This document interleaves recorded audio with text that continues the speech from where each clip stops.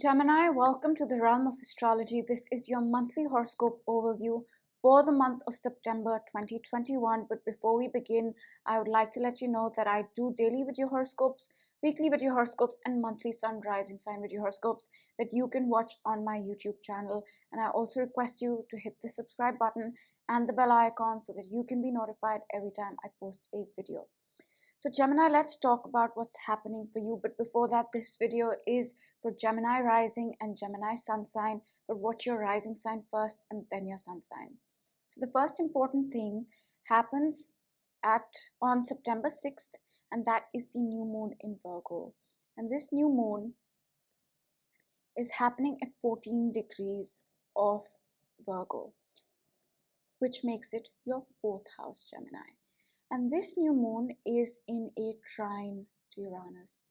I will break down the new moon energy properly in my new moon video, but I thought I'd mention this aspect. And a new moon is essentially a new beginning for the next lunar month. On a new moon, we seed something that we will work on for the whole month.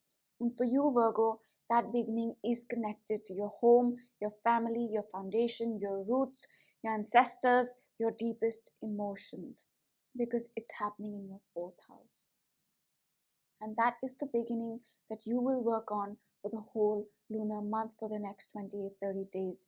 And Gemini, this new beginning can come about quite suddenly, quite unexpectedly, and it will propel you one more step towards your authentic self, because it is in a trine to Uranus. Uranus is the planet that is sudden and unexpected, and it is also the planet that wants us to be our unique, authentic self. So that's September 6th for you. So it could be that you start with the new beginning in the fourth house. It could be that you start a new emotional way of being, or your relationship changes in some ways connected to your family, right? Because the fourth house is your family as well. So it could be anything connected to the fourth house, the new beginning. And then on September 10th, we have Venus entering the sign of Scorpio. Venus is right here in your fifth house right now. But on September 10th, it will enter your sixth house. Now, Venus is a benefic. It gives gifts, it brings blessings. It also makes us more receptive to wherever it transits in our chart. Up until September 10th, Venus has been in your fifth house, giving you blessings and rewards and gifts, and even making you more receptive to matters of the fifth house: love, romance, creativity, children, hobbies, fun, pleasure. It could be that you start a new hobby when Venus transited your fifth house. Or it could be it gives you some gifts or blessings when it comes to love and romance. Or it just makes you more receptive towards the idea of having fun. Could be any one of these things. And then on September 10th, it changes into your sixth house, right? It enters your sixth house.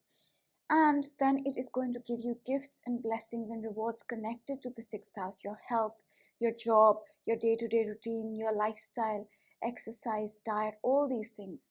It could be that Venus helps you figure out your routine, or it makes you more receptive towards exercise and diet, because that's what Venus does. It makes you more receptive towards that area as well. Could be any one of these things, but it is connected to your sixth house. And then moving on, Gemini, we have the first quarter square of the moon on 13th September. Now, this is a point where the sun and the moon make their first 90-degree angle.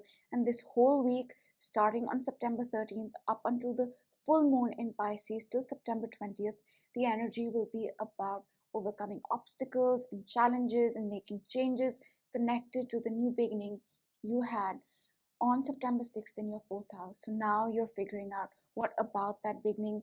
I need to make some changes. Okay, this obstacle is coming up. What do I need to overcome? So it could be that you said, okay, I'm going to start this new emotional way of being, right? Because the fourth house is our deepest emotions as well. But then from September 13th to 20th, you're actually figuring out, how can I make that happen? Okay, I'm facing this problem. How do I improve it? So that's the vibe. And then Gemini, on September 20th, we have the full moon in Pisces. Now that's happening at 28 degrees of Pisces, right? Which puts it, so 28 degrees is about right here. So 4th and 10th house axis, right? And a full moon is a culmination point. It's a point of clarity. We understand things better on a full moon. Full moons are also a point of emotional release, but a full moon energy is intense because the sun, our identity and consciousness, is opposing the moon, our emotions, right? So the energy is intense, and in this case it is highlighting your 4th and 10th house. This full moon will highlight your career and business on one hand, your 10th house, and your deepest emotions, family, closest friends, roots, ancestors, even a physical home on the other hand, 4th house. That's what this full moon will highlight for you, Gemini. But more importantly, this full moon will also bring clarity about the new beginning that you started on September 6th, connected to your family, emotions, closest friends, all those things. So now you're able to see that beginning more clearly. But the most important thing this full moon is going to do, it's going to help us release the past. Pisces is where we close out the past. It's where we close out the zodiac cycle, right? And in March of 2021, with the new moon in Pisces, we let the past go in a very powerful way. The past that has been with us for decades. But now is when that process is more clear to us, where that process is completing itself, which means that we'll release more and more of the past that has been with us for decades, and we are releasing it with this full moon. But that release process began in March with the new moon in Pisces. And soon after this, on September 22nd, the sun is going to enter the sign of Libra. It's going to change houses. So for the past 30 days, up until September 22nd, the sun has been illuminating and highlighting your 4th house, your family, your closest friends, your deepest emotions, physical home, ancestors, all 4th house things. But now from September 22nd, it is going to illuminate and highlight for the next 30 days your 5th house, love, romance, creativity, pleasure, fun, hobbies, all these are 5th house things. So that's September 22nd. And then towards the end of the month, we have Mercury retrograde.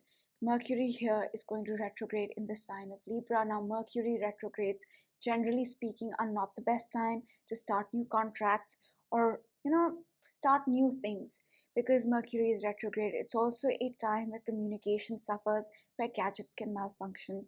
And Mercury retrogrades are also a period of review. And for you, Gemini, you are reviewing matters connected to your 5th house. You're reviewing and reprocessing your things connected to love, romance, creativity, fun, pleasure, and hobbies. You're trying to you're reprocessing that so that you can approach these things with a different perspective. And Mercury retrogrades usually last about 3 weeks. So if you are planning to sign new contracts or start something new, maybe do it before or after Mercury is retrograde.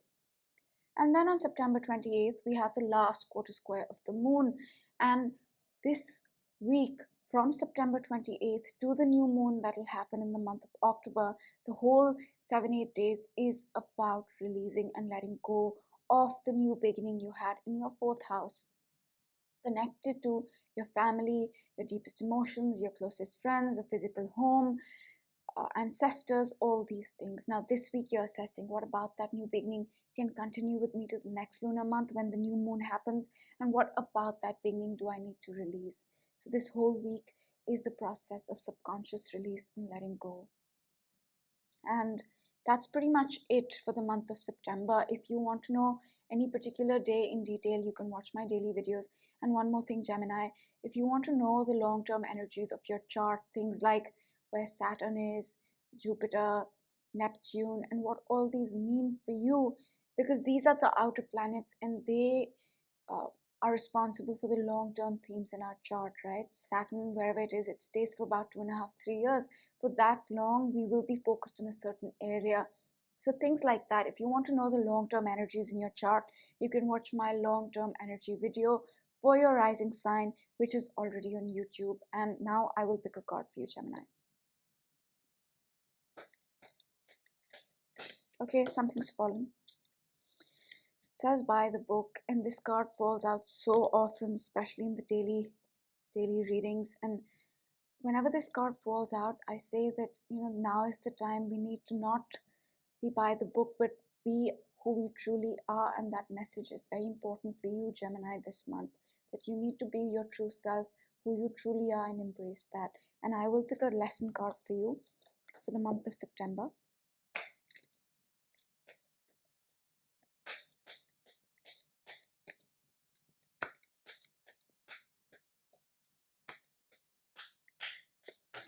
Okay, I'm gonna go with the top card. That's just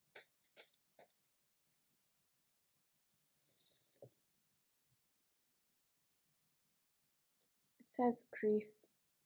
I understand that losing something is an opportunity to appreciate it, and I don't think this is a card that is saying that September will be a sad month, but I think this card is saying that if you have lost something, maybe seeing the good in that. I know this is not the best card, but there's a message for you here that if you have lost something, then it's an opportunity to appreciate it. And I don't know, I don't think it's for everyone, this card, but if you resonate with it, then it's for you. So that's all I'm going to say, Gemini. I hope you have a great month, and I will see you in one of my other videos.